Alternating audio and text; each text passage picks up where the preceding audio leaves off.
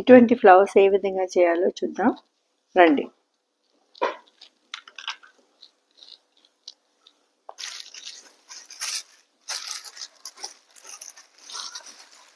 ఇట్లా తీసుకుని కట్టర్తో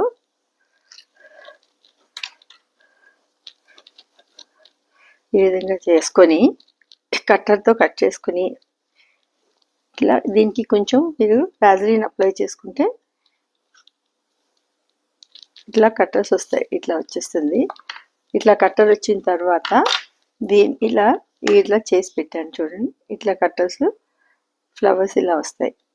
ఇలా వచ్చిన తర్వాత దీన్ని కొంచెం వ్యాజిలిన్ అప్లై చేసి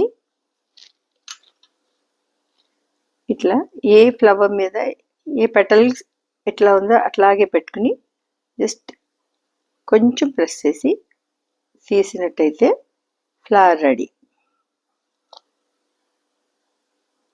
ఇంకా మనకి కావాలి అనుకుంటే, ఇంకా వెడల్పు కావాలనుకుంటే ఇట్లాగా కట్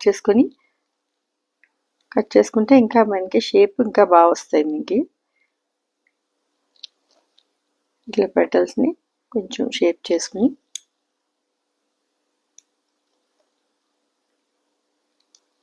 ఇట్లా చేసిన తర్వాత దీనికి మళ్ళీ మనం కొంచెం షేడ్, ఇది పీచ్ కలర్ కదా, కొంచెం ఆరెంజ్ షేడ్ తీసుకొని కొంచెం సెంటర్లో ఇలా వేసి జస్ట్ ఈ అంచుల్లో ఇది కూడా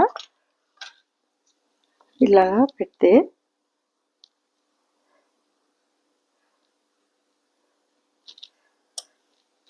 చేసిన తర్వాత ఇది ఇట్లా పెట్టుకుని ఇది మీరు లోపలికి ఇట్లా అన్నట్టయితే డెప్త్ వస్తుంది. ఇట్లా పెట్టి ఇలాగే మనం డ్రై చేసుకున్నట్టయితే షేపు ఇదే షేప్లో మనకి ఉంటుంది. దీనిలో మంచి కొంచెం ఫెవికాల్ పెట్టుకుని ఇట్లా అంటించినట్టయితే ఇలా వస్తుందండి. ఫ్లవరు ఇలా వస్తుంది.